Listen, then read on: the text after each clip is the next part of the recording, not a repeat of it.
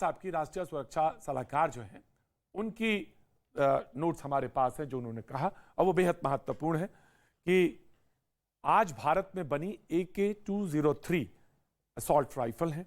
मतलब हम कहां तक मजबूत हुए हैं, किन स्तर तक हम खड़े हैं मजबूती के साथ, इच्छा शक्ति के साथ, वो इस तरफ बता रहे हैं। सैन्य उपकरणों में बहुत प्रगति हो रही है। दूसरे वर्ग को राष्ट्र और सुरक्षा से कोई मतलब नहीं है। हाँ जी अजय जी, आपको अब ध्यान से सुनना चाहिए। ये दूसरे वर्ग को राष्ट्र और सुरक्षा, राष्ट्र की सुरक्षा से कोई मतलब नहीं। दूसरा वर्ग समाज में टकराव पैदा करना चाहता है। वो ट्रेन जलाते हैं, पथराव करते हैं, प्रदर्शन करते हैं। दूसरा वर्ग लोगों को भटकाना चाहता है। मैं सिर्फ आपको 1.5 मिनट दूंगा और 1.5 मिनट राजीव जी, जेटली जी आपको दूंगा। Then I will come to the रक्षा विशेषज्ञ। 1.5 मिनट सर आपको।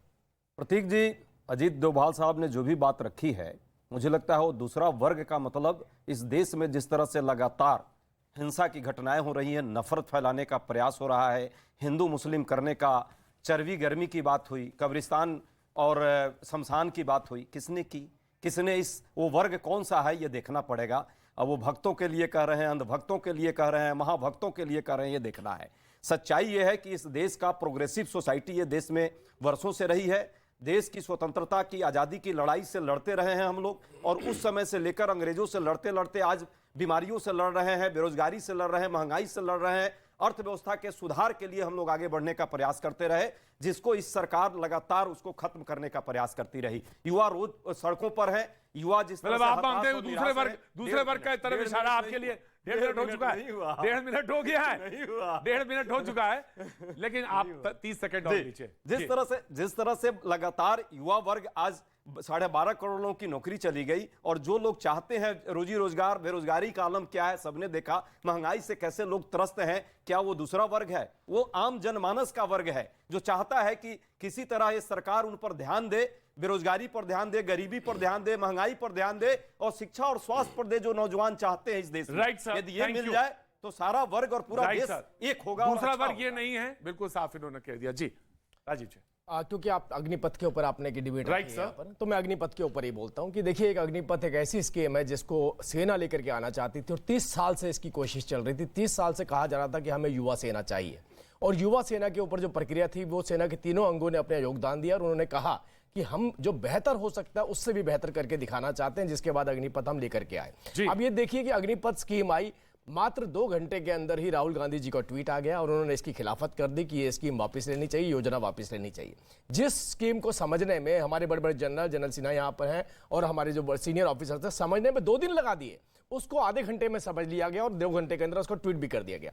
मैं कहता हूं कि मैं एक आग्रह करना चाहता हूं कि इस देश के हर किसी व्यक्ति का फर्ज बनता है, जैसे ministry of civil aviation, minister of home affairs, ministry of जिसे कहा जा सकता है port, shipping, merchant navy, CII, सब ने कहा कि हम जो अग्निवीर आएंगे उनको नौकरी का मौका देंगे, बेहतर उनको जगह देंगे, यहाँ पर उनकी प्रतिभा को निखारेंगे। और हमारे प्रदेशों के मुख्यमंत्री मनोहर लाल खट्टर जी ने, हरियाणा के मुख्यमंत्री ने कहा कि मैं 100% जॉब अपॉर्चुनिटी दूंगा। ये एक फर्ज बनता था हर राजनीतिक पार्टी का, अगर उनकी कहीं पर सरकार है तो जो अग्निवीर यहाँ पर आएंगे मैं उन अग्निवीरों को अपने स्टेट में नौकरी दूंगा। तो आप सोचिए, जिन अग्निवीरों की, मैं 30 सेकंड और लूंगा, जिन अग्निवीरों की एंट्री अब इस देश में सेना के तौर पे होने वाली है, उन अग्निवीरों को कुछ राजनीतिक पार्टी के लोग भाड़े का और कॉन्ट्रैक्ट का लेबर बता रहे हैं, और कुछ राजनीतिक पार्टी के लोग कह रहे हैं ये केवल जॉब से जुड़ी हुई बात है, इस सम्मान से जुड़ी बात नहीं है। लेकिन आप ये सोचिए, यही अग्निवीर जब कल को इनकी राजनीतिक पार्टी या उस राजनीतिक पार्टी में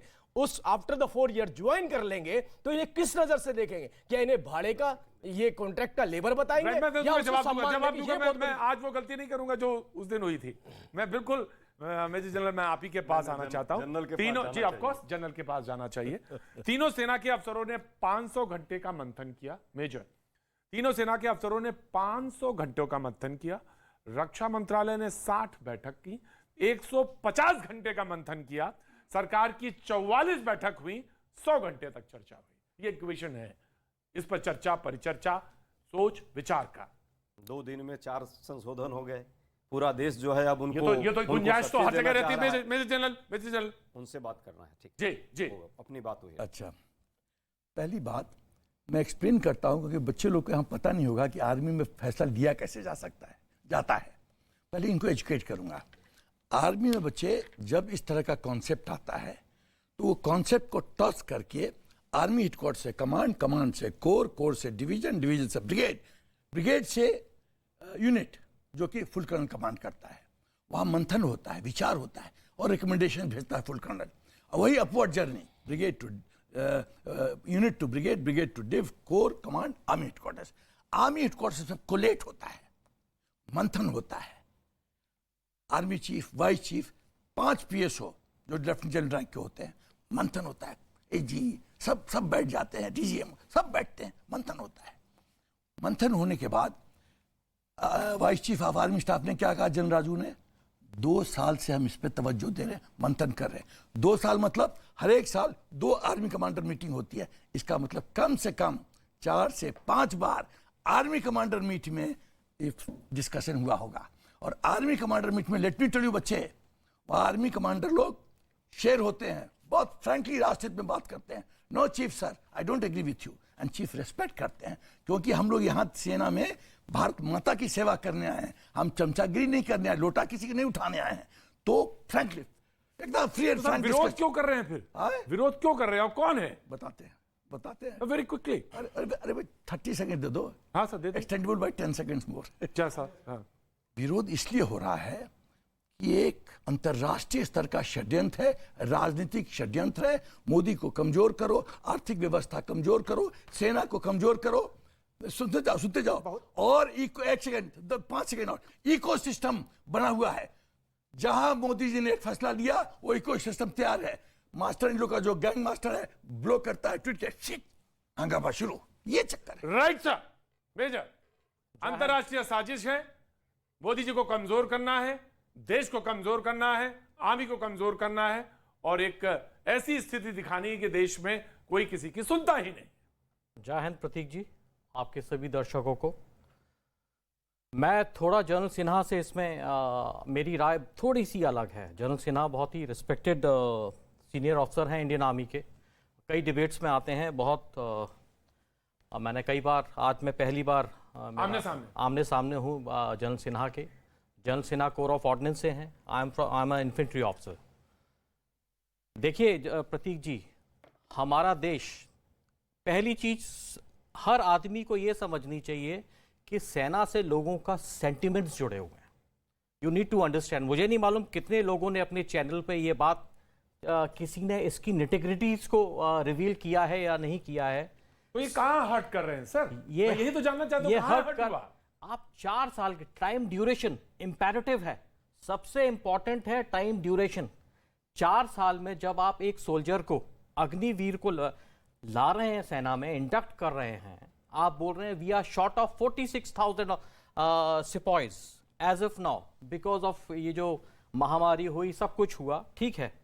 अभी आप 46,000 कर रहे हैं। आपने एक डिसीजन लिया, तीनों चीफ सेना के वो मीडिया के सामने आए, रक्षा मंत्री जी के साथ, राजनाथ सिंह जी के साथ, उन्होंने अपनी प्रतिक्रियाएं दी, अपना बताया उन्होंने बच्चों को। मुझे कहीं ना कहीं ये लगता है ये जो डिसीजन है थोड़ा हेस्ट में लिया गया है। इसमें 2-3 इम्प्रोवाइजेशन की जरूरत है। अगर 4 साल आप बच्चे को सेना में रख रहे हैं, आपको उसके साथ उनके आगे फ्यूचर के बारे में सोचना चाहिए। 4 साल वो बच्चा यही सोचेगा, जिस दिन मैं निकलूंगा यहां से, मेरे पास नौकरी होगी या नहीं होगी। Right, sir. First point. प्रतीक जी, एक पॉइंट और सर, ऑफ कोर्स एक पॉइंट प्रतीक जी, एक पॉइंट। दूसरा, आप बोलते हैं कि हम पेंशन जो लायबिलिटीज हैं उनको कम करना चाहते हैं। मैं आपको बताना चाहता हूं प्रतीक जी, मुझे नहीं मालूम आज तक किसी ने इस बात को रिवील किया है या नहीं, जो एमओडी के अंदर सिविलियंस हैं उनके ऊपर भी ये होना चाहिए, उनको भी कर्टेल करना चाहिए। आप केवल सेना पे क्यों ये छुरी चला रहे हैं, कैची चला रहे हैं? जो सिविलियंस है वहां पे उनको भी कम करना चाहिए आपको, तब आपका रक्षा बजट कम होगा। ऐसे नहीं होगा, मैं आपको बता रहा हूं ये बात। राइट सर, मैं दे रहा हूं सर। पहली बात तो ये है कि ये 4 साल की जो चर्चा हो रही है, इन्होंने कहा कि 4 साल कम है। 1 सेकेंड बोले दो भाई मेरे। 15 देश में, 15 कंट्रीज में एक कॉन्सेप्ट लागू है, 2 साल से लेकर 4 साल, और बहुत सक्सेसफुली चल रहा है। तीसरी बात, सरकार क्या कर रही है, 100 में से 25 हम ले लेंगे परमानेंट बेसिस पे, 75 रह गए, 75 के लिए अलग अलग एवेन्यूज, 16 PSU में रिजर्वेशन वगैरह वगैरह, 10% रिजर्वेशन, ये सब चर्चा चल रही है। मैं प्रतीक भाई आपसे पूछना चाहता हूँ, ये वर्ल्ड कॉम्पिटिटिव वर्ल्ड है। मैं जब सैनिक स्कूल तिलैया ज्वाइन किया था तो मुझे नहीं कहा गया था कि गारंटी देता है सैनिक स्कूल कि तुम एनडीए में कम्पीट करोगे। जब मैं सेकंड लेफ्टिनेंट बना था तो मुझे सेना ने नहीं कहा था, गारंटी देता है कि SP Sinha lieutenant, SP Sinha major general बनेगा। You have to compete. तुम 25% में क्यों नहीं आ सकते? तो मेरिट नहीं है। यदि मेरिट नहीं है तो थोड़ा तो सफर करोगे, फिर भी सरकार तुमको कंपनसेट कर रही है। दूसरा चीज सूर्यवंशी को मैं पॉइंट आउट करना चाहता हूं, इन्होंने कहा, I don't mean any offence to you, I like you, I don't mean any offence to you. मैं ये कहता हूं कि ये फैसला हेस्ट में लिया गया है, कोई हेस्ट में नहीं। भाई साहब हमारे कांग्रेस के प्रवक्ता ने कहा डिसीजन जल्दी जल्दी क्यों बदल रहा है। मैं बताता हूं क्यों बदल रहा है। जब आप सेना का कंसर्न आप पॉलिटिकल दंगल में ले आते हैं, तो जब वहां चाल शतरंज का खेला जाता है, आप अग्नि लगाना चाहते हैं तो अगला अग्नि पे पानी छिड़केगा। तीसरी बात, ये जो बात हो रही है, ये पूरा टॉक जो डिस्कशन हो रहा है उसके दो बिंदु हैं, सेना सेंट्रिक, इंडिविजुअल सेंट्रिक, नौजवान सेंट्रिक। सेना की बात कोई नहीं कर रहा है, इंडिविजुअल, उनका क्या होगा, पेंशन का क्या होगा, ये क्या होगा। अरे भाई दोनों की बात हो रही है, एक सिन्हा साहब दोनों की बात कर रहे हैं तमाम डिबेट में। देखिए मैंने खाली एक सेकंड, नहीं प्लीज, दोनों पक्ष की बात जब आपको मौका मिलेगा तब बोलिएगा प्लीज। मैंने तो इसमें खाली ये बोला कि नहीं बोलने की जरूरत नहीं पक्ष बड़ा महत्वपूर्ण पक्ष है। आप बोलिएगा तो मैं नहीं बोलूंगा, मैं वचन देता हूं, नहीं बोलूंगा, बोलने दो। पहली बात यह है कि हाइपोथेटिकल टेस्ट लो भाई प्रतीक भाई, मैं बिहार से आता हूं, 10वां 12वां क्लास में पढ़ रहा है बच्चा, यहां नहीं आता सेना, ऑप्शनल है ये, तो आपको नहीं अच्छा लगा मत डोंट पिकअप। उसके बाद किसी कैसे लोग पास करते हैं मुझे पता है, 3rd डिग्री टाइप कॉलेज में जाओगे, कहाँ नौकरी मिलेगी। आपके पास न अनुभव है, न डिग्री है, न स्किल है, सरकार 30,000 दे रही है। आप मुझे एक ऐसी संस्था बताओ प्रतीक भाई जो 30,000 पैसा दे रही है, जिसमें से खाली टूथब्रश और पेस्ट छोड़कर। देखिए सबसे महत्वपूर्ण चीज कि आर्मी कोई स्किल डेवलपमेंट प्रोग्राम चलाने वाली संस्था नहीं है, वो आर्मी है। हम लोगों ने आर्मी को हमेशा देखा है, बहुत ही मुझे गर्व भी है इस पैनल में जब मैं भाग ले रहा हूं, यहाँ पे 2 लोग हैं हमारे सेना के, तो काफी गर्व से मैं गौरवान्वित हो रहा हूं कि यहाँ पे सेना के 2 लोग मौजूद हैं यहाँ पे। तो उसको हम लोग स्किल डेवलपमेंट प्रोग्राम जैसा नहीं देख सकते कि वहां से लोग निकल गए क्या कर रहे हैं उसमें। देखिए 2-3 चीजें जो हम लोग जब इस बात को लगातार चर्चा कर रहे हैं इसके ऊपर कि देखिए अभी यहाँ पे जब भारतीय जनता पार्टी के प्रतिनिधि बोल रहे थे इस समय कि भाई क्या कहते हैं, हरियाणा के मुख्यमंत्री ने क्या कहा, उन्होंने कहा है कि हम सबों को पूरा का पूरा जो है कि हम पूरा स्पेस देंगे, पूरा रोजगार देंगे। लेकिन हम पुराना रिकॉर्ड भी तो देखेंगे ना। आप देखिए कि 2019 में जब लोकसभा में जब जवाब दिया गया है, उसमें तमाम राज्यों का पूरा लिस्ट मौजूद है। उसमें 28,000 लोगों ने कम से कम, जो पुराने भूतपूर्व सैनिक थे, उन लोगों ने वहां पे दर्ज कराई थी अपने मामलों को। उसमें से केवल 544 लोगों को केवल रोजगार मिला है। पिछला ट्रैक रिकॉर्ड बता रहा हूं। इसी तरह से उत्तराखंड में देखिए 24,000 लोगों ने वहां पे कम से कम अप्लाई किया था रोजगार के लिए, राज्य सरकार केवल 177 लोगों को रोजगार दे पाई थी। तो ये देखिए दावे कर देना, कुछ तमाम तरह की चीजें कर देना और प्रैक्टिकल में जो घटनाएं घटती हैं उसमें बड़ा अंतर है यहाँ पे। देखिए इस समय जब हम लोग ये पूरा मामला चर्चा कर रहे हैं, हम लोग को भूलना नहीं चाहिए, हम लोग रूस यूक्रेन वार भी देख रहे हैं, और रूस यूक्रेन वार में जो हमारे आर्मी वेटरन है वही लोग बताते रहे, हम लोगों को समझाते रहे तमाम डिबेट में कि आखिर रूस की स्थिति क्यों कमजोर है। उसमें रूस की स्थिति कमजोर होने के कारण इसी प्रकार की स्थितियों को बताया गया कि वहां पे कुछ जो अस्थायी किस्म के टूर पे जो लोग आ रहे थे वो उस सेना के साथ उस तरह से उनके यूनिट के साथ नहीं जुड़ पाए थे। ये ज्ञान भी हम लोगों को आर्मी वेटरन के द्वारा ही मिला था हम लोगों को। और फिर अब वही स्थितियां अगर हम भारत में ला रहे हैं तो बदलते स्थिति में हम कहां तैयार हैं। मामला बनता है कि भाई आप बजट के मामले को लेकर बात करते हैं। बजट अगर देखिए पिछले साल का जो 2021-22 का मैं बजट की बात करूं, सेना को पूंजीगत व्यय के लिए 2,15,000 करोड़ रुपए आवंटित किए गए थे, 2,15,000 करोड़। और उसमें दिए कितने गए रियल में, ये बजट में घोषणा किया गया, दिया गया केवल उसमें जो है 1,52,000। तो आखिर जो आप घोषणा कर रहे हैं, और एक और बड़ी चीज जो हम लोगों को समझना पड़ेगा, हमारा टोटल जो बजटीय आवंटन है सेना का, आपको ऐसे देखने में तो रियल में वो बड़ा दिख रहा है क्योंकि हमारा बजट बड़ा हो रहा है, लेकिन वो प्रतिशत घट रहा है। पहले सेना के ऊपर जो है वो 16% हमारा बजट का खर्च हो रहा था, आज वो 13% बजट का खर्च हो रहा है।